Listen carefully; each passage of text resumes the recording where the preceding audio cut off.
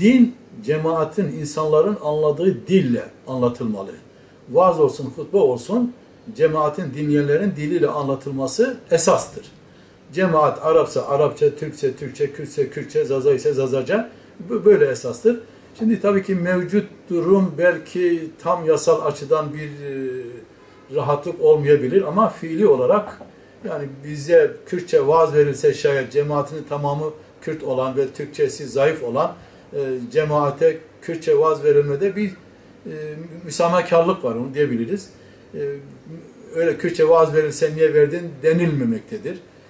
Hutbeye gelince hutbe henüz Kürtçe okunmadı ama bunun da hutbenin sonunda o konunun, hutbe konusunun Kürtçe özetlenmesi isabetli olacaktır. Belki böyle bir şey inşallah yakında geçilebilir. Çünkü dediğim gibi vaaz olsun, hutbe olsun, maksat, ana hedef cemaatin o mesajı anlaması, Cenab-ı Allah'ın, Peygamber Aleyhisselatü Vesselam'ın o mesajlarını anlamalarıdır. Anladıkları dinle anlatılsa fayda hasıl olur. Yoksa arzu edilen maksat hasıl olmamış olur.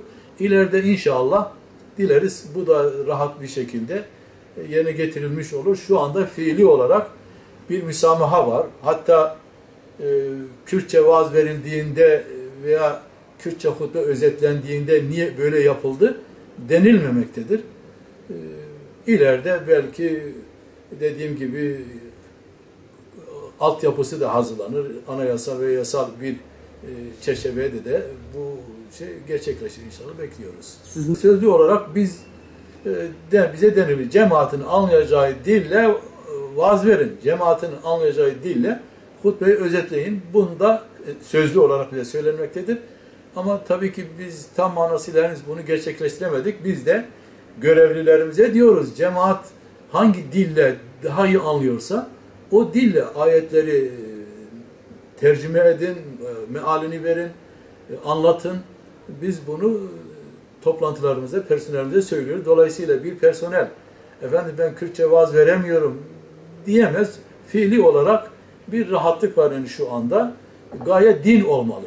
Ama herhangi bir art niyet olmamalı. Çünkü bir ibadettir. İbadetin içine iyi olmayan niyetler, ırkı şeyler de tabii ki girmemesi gerekir. Ve zaten bir din adamının, bir vaazın, bir müftün, bir imamın Kur'an'ı anlatırken, hadisi anlatırken, dini anlatırken böyle bir niyete sahip olması da olmaz, mümkün değil, olmamalıdır tabii.